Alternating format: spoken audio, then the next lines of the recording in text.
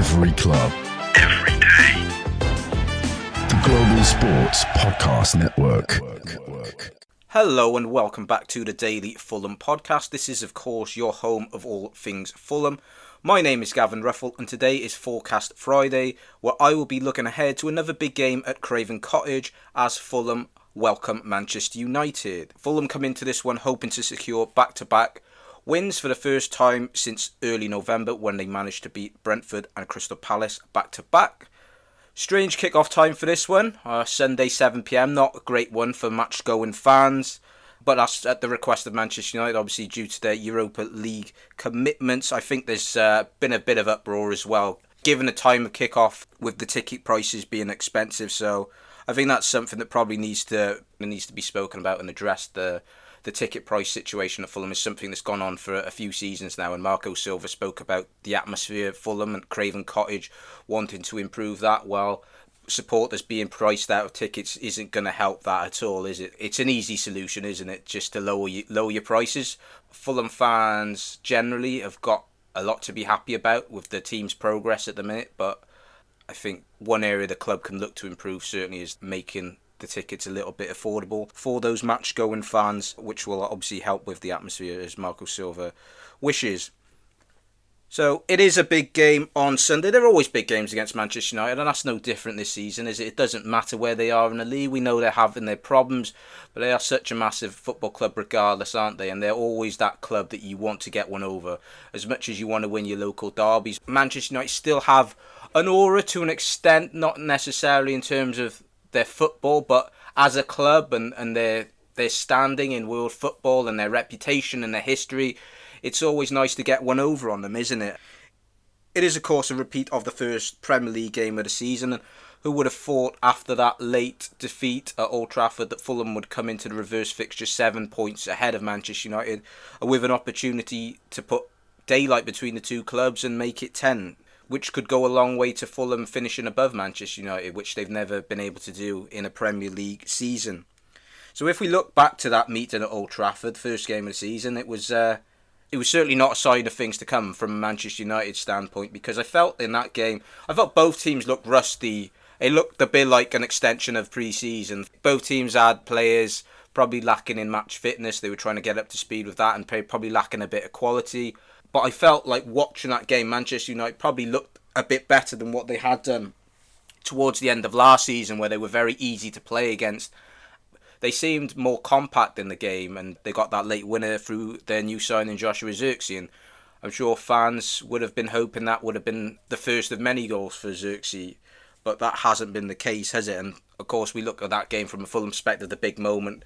Andreas Pereira, former Manchester United player, was heavily involved in that, wasn't he? And that was kind of a foreshadowing of what was to come for Andreas Pereira, because there was a big moment in that game at 0-0 when he had an opportunity to play the ball into Iwobi with no one anywhere near him, and he wasted it. And Manchester United, as they've done so many times in the past, go on to score a late winner and go after the best possible start.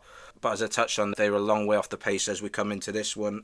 And yeah, it's a big opportunity, this, for Fulham. A game against one of those so-called bigger clubs, which they have tended to do well in this season, where they maybe haven't done so well against the weaker sides. But how do you look at it? Are Manchester United one of those weaker sides? They're one of the teams in the bottom half of the table. That's one thing you can say with certainty. And obviously Fulham's results prior to last weekend haven't been so great. So hopefully, from a Fulham perspective, they can make it back-to-back wins and start putting pressure on the teams above them. Obviously, this is the last game of the weekend, so they'll know what everyone has done by then, whether they're playing catch-up or whether they can take advantage of some slip-ups that have gone before them. So it is a good opportunity, this. And Fulham will want to get back to winning games at Craven Cottage as well. They actually haven't managed to win a league game at home since the Brighton 3-1, and there's been some games in there where you would have expected them to win where they haven't managed to do so, the likes of Southampton and Ipswich. So this is an opportunity to put things right and, to make it back-to-back wins. United's form is clearly very indifferent, isn't it? Is it a good time to play them? Who knows? It seems to be like they're one step forward and 3 steps back this season. You got to be cautious with your mindset going into these games, because I remember it was a similar situation last season where all the pressure was on Erik ten Hag and people were fancying Fulham to get a win at home. which at that time would have been their first win over Manchester United in quite some time. Obviously, they went on to beat them at Old Trafford later on in the season, but that didn't go to plan, did it, last season at Craven Cottage, where another late goal secured a Manchester United win thanks to Bruno Fernandes. I think Onana actually had a really good game on that occasion, and obviously he's been culpable for some errors recently. In other news, the transfer window remains open. It remains open for the next 8 or 9 days, I think, and at this stage, speculation, rumours, they start to hot up, start to intensify. It's been a pretty quiet window, hasn't it, by and large, just for every team. I think the likes of Ipswich and Man City have done a bit of business, but it's been very quiet on that front for all of the Premier League teams. But sure, in the last week, 10 days of the window, things will start to hot up. We'll see a bit more movement, and Fulham have been linked with certain players. One of those players being Emerson Royal. It seems clear that they are looking at a fullback, a right back specifically. Timothy Castagne is obviously deputising for Kenny Tete at this moment. Kenny Tete out with a long-term injury, and maybe Castagne hasn't quite hit the heights of last season. His performance has maybe been a little below par. There's always reasons for things like that. I mean, can't underestimate how important it is building relationships on the football pitch, and you've got to think when Castagne was in the team last season, predominantly he had Alex Iwobi in front of him. Now it's a bit different. Alex Iwobi's playing on the other side, and he's got Harry Wilson, Adama Traore, so maybe it's just getting used to things like that. Obviously, to begin with, maybe he lacked the sharpness, but now he has had a good run in the side. Hopefully, you'll start to get back to that form you saw last season. Obviously, Emerson Royal familiar with London surroundings, with his time at Spurs, a bit of an indifferent time at Spurs, now at AC Milan. So the links have emerged there, which has been met with some derision and negativity due to probably people remembering his time at Spurs not in the most favourable way. Got shipped off to AC Milan. Say shipped off, I mean, it's not a bad move, is it, for the player going to AC Milan?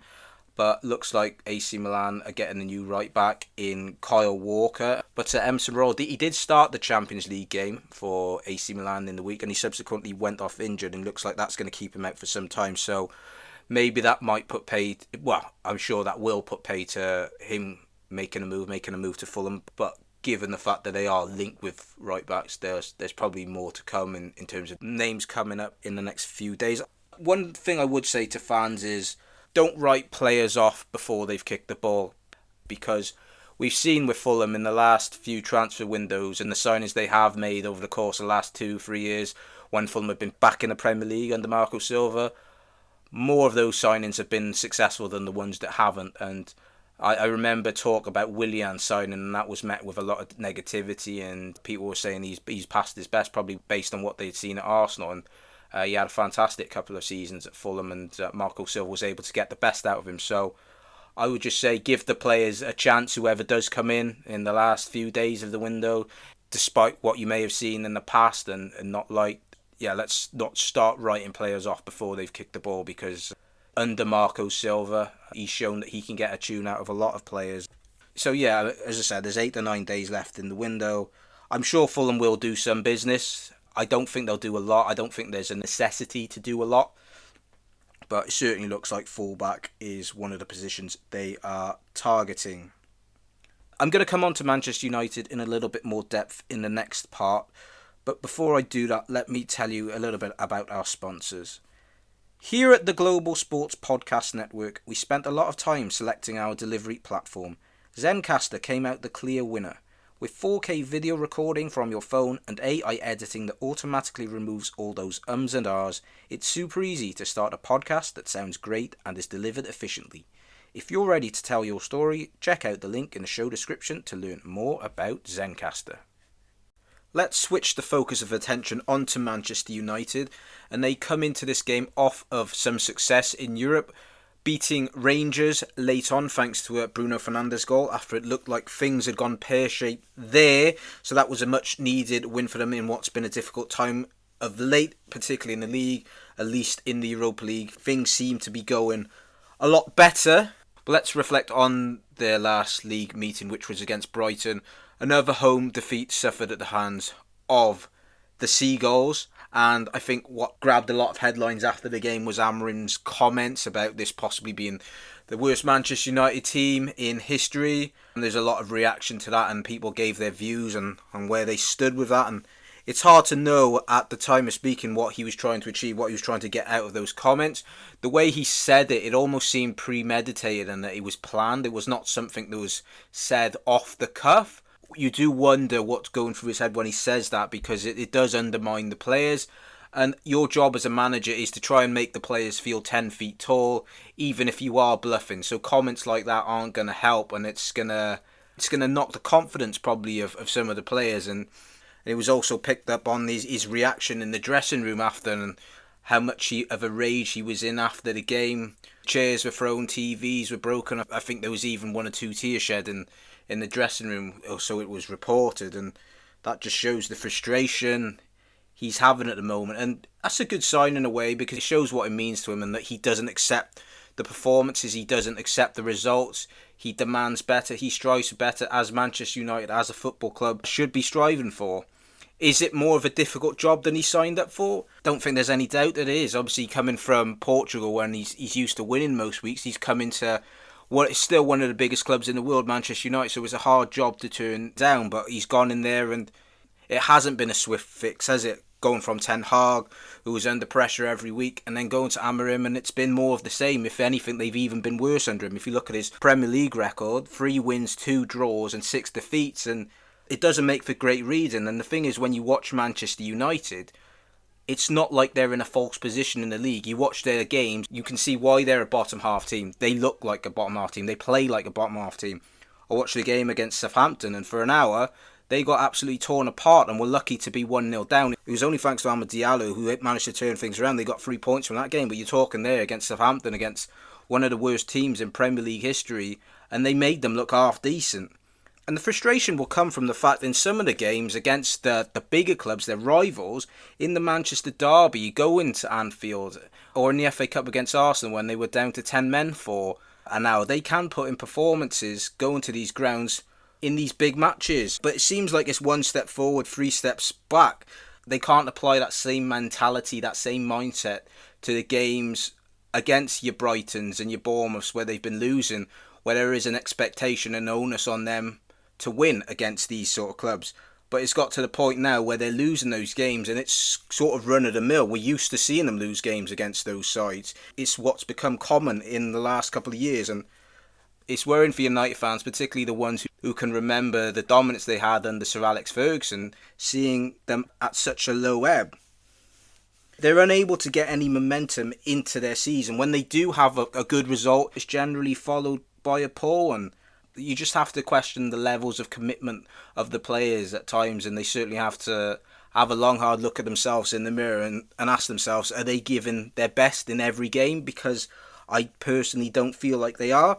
One player that has been a shining star for them this season and has established himself in the first team is Amad Diallo, and if it wasn't for him, then they'd probably be much lower in the league, because he single-handedly rescued them in the game against Southampton, turned the Manchester derby on its head, and scored in the game at Anfield, didn't he? So he's been a real bright spark for them this season, and it takes time, doesn't it, for certain players to develop and come through and be that player that you expect them to be when they first sign for a club, because he signed as a teenager from Atalanta for a lot of money, and with that price tag comes a lot of expectation, and some players are able to deal with that instantly, whereas other players cower and maybe feel inhibited and feel the pressure, the weight of the world on their shoulders because of that money that often gets talked about when they sign. So he had to find himself, didn't he, again, after a tough spell in Scotland with Rangers.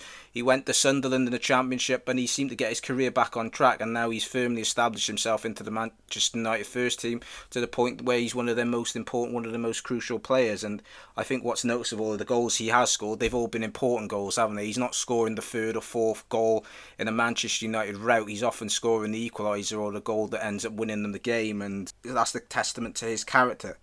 But yeah, we don't see Manchester United routs, do we? Even when they are winning games, it's generally unconvincing. And even in the Europa League game against Rangers, it was a stoppage time winner, and their first goal, well, it was more than a helping hand, wasn't it, from Jack Butland? So they're well below par, aren't they? They are still fighting in Europe, they're still fighting in the FA Cup, but seeing them where they are in the league, it is unacceptable for a club of that stature, and they should be doing much better than they are. There's a lot of transfer talk involving certain players at the club, whether that we'll see them beyond this month, who knows. I know Alejandro Garnacho, he's one that's currently being rumoured. Rumours surrounding him, moves possibly to Napoli or Chelsea.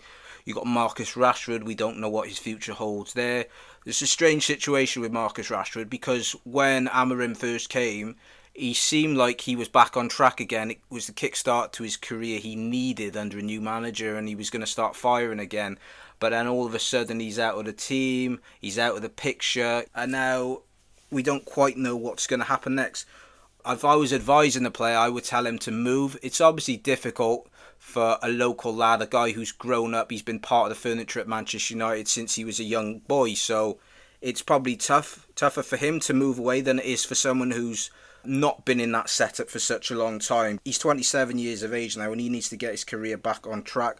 So I would advise him to look for a new adventure. There's others as well. Anthony looks like he's on the way out as well. Pound for pound in terms of Premier League signings, that's got to be the worst of all time.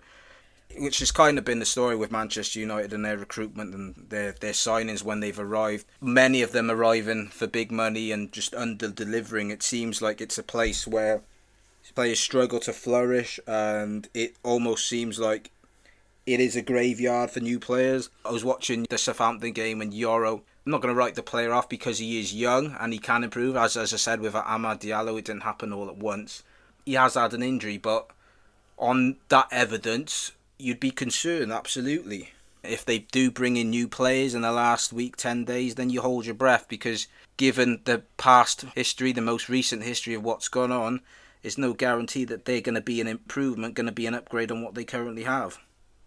22 games gone, and the fact that Fulham could go 10 points ahead of them after this weekend illustrates how far away they are from where they want to be. And yes, they can win the FA Cup, yes, they can win the Europa League, but for me that just papers over the cracks. If they were to get into the Champions League via winning the Europa League, I don't think everyone should be singing and dancing at the end of the season. Yes, it's great to have a trophy, but if you finish 13th, 14th, 15th, you're so far away from the club that was winning titles season after season.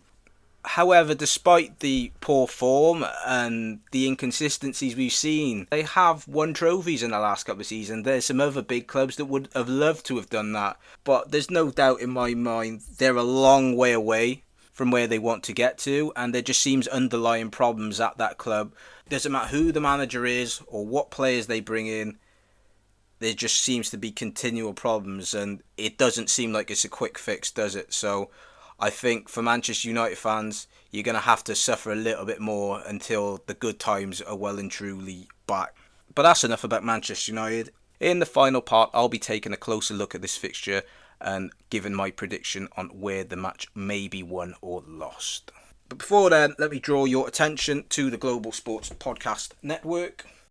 The Global Sports Podcast Network is changing the face of football podcasts, with dedicated daily content for every Premier League team, women's football, fantasy football, and a daily Premier League wrap-up broadcast in 5 different languages. It's your one-stop shop for your daily football fix. Find GSPN wherever you find your usual podcasts. Do Fulham come into this game as favourites?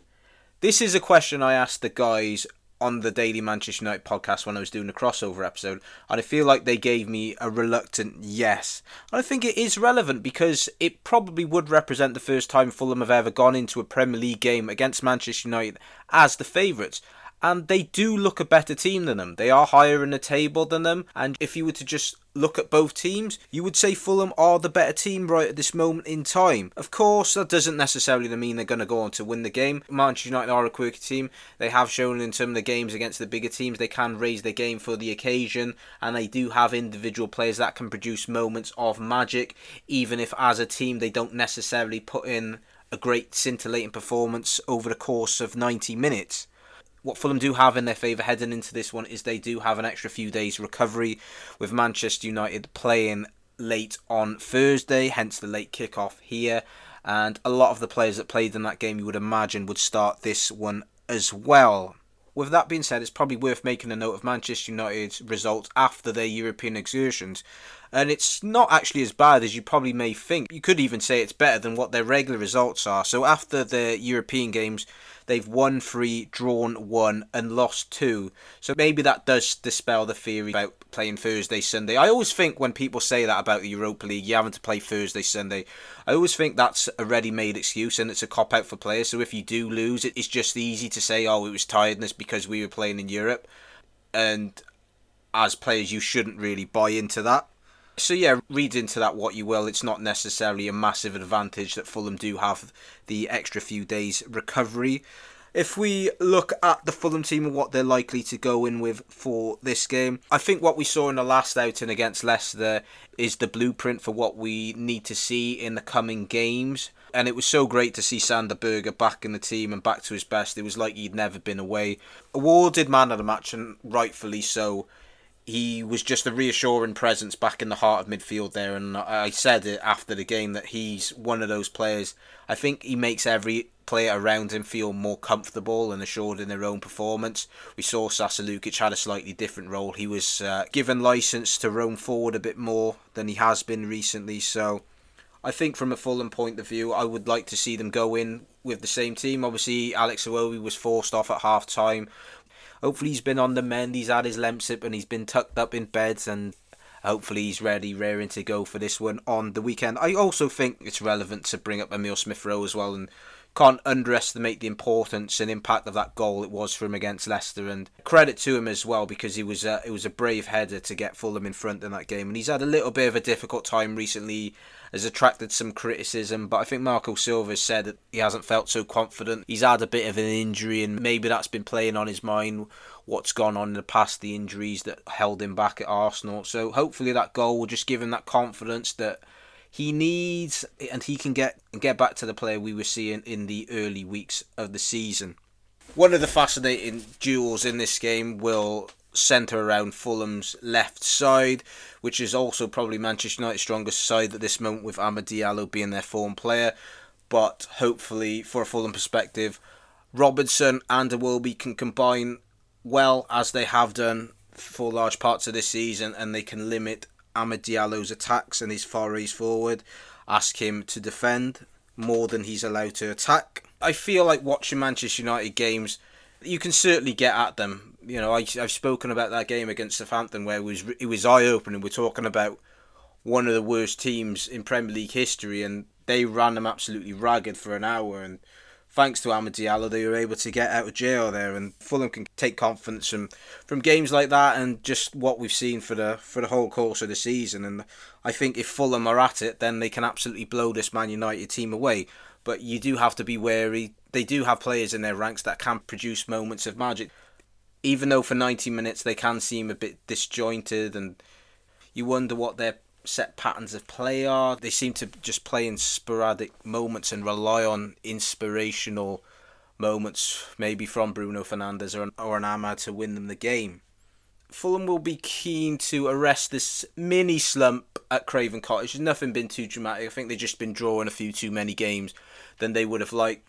They'll be eager not only to make it back-to-back wins, but to get that winning feeling back at home.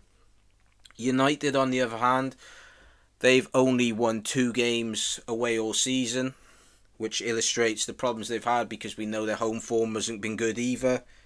And it's actually the last in a run of games where you look at it on paper, you feel like Fulham have got a good chance of getting points. And I've said it a few times how they seem to have struggled against the teams in the bottom half of the table, but have seemed to raise the games for the teams in the top half of the table. It's kind of strange now, isn't it? You talk about a game against Manchester United as one of those games you look at on paper and you think, we got a great chance of getting points now. And in that run of games, they've had Ipswich at home, Bournemouth at home. Bournemouth obviously proved they're not an easy game for anyone, followed by West Ham away and Leicester away, and they were only able to manage to win the last one. So they can end this little 5-game run with another win, then it'll give them confidence going into those tricky games, at least on paper, against the likes of Newcastle and Nottingham Forest, who are obviously flying and having ambitions of Champions League football. So, what is my prediction for the game? As I said, I think if Fulham are at it, then they can absolutely blow this United team out of the water. But sometimes their problem has been being clinical, which Marco Silva has made reference to a lot of times. However, having said that, they have scored 2 goals in each of the last 5 games, so that's nothing to be sniffed at, and they always carry a threat going forwards. Just the 2 blanks this season, one of them against Manchester United, but it is cautious optimism going into this game. I think Fulham fans, they've seen it before, haven't they, going into games where the opposition are written off and you go in as strong favourites, and I almost feel like Fulham as a club enjoy the underdog tag a little bit more. So it is a different feeling going into a game against Manchester United when outsiders expect you to win. But you've got to be able to deal with that, haven't you? And I think the one thing playing against Manchester United, compared to so many other clubs, I don't think Manchester United will necessarily give them the respect that likes of Southampton and Ipswich have had, where they've got men behind the ball and played with that low block, and Fulham have sometimes, at least from open play, have found it difficult to score against those sides. If Fulham's decision making is right and they can be clinical in front of the goal, then I can see this being a successful night for Fulham and be able to claim that scalp of Manchester United, which is probably not as big winning against Manchester United this season or last season, just because they're used to losing a lot more games, but they're still a massive club, and any time you can get one over on them is always good for the fans and is always met with great pleasure. So my prediction is 2-1 to Fulham, and I'm going to go for Emile Smith-Rowe to carry on that form from last week, notch himself another goal here. And I think the other goal scorer will be Harry Wilson. Let's go for the Welsh Wizard. So Fulham to win 2-1, make it back-to-back victories and head into that tough run of fixtures with a bit of confidence and belief that they can haul in so many other teams in front of them and maybe talk about Europe, which was a bit premature. Maybe that can become a bit more realistic. But as long as Fulham can cut out the silly stuff that we've seen, then I fancy them to get the 3 points here. That'll do it for today's Forecast Friday episode.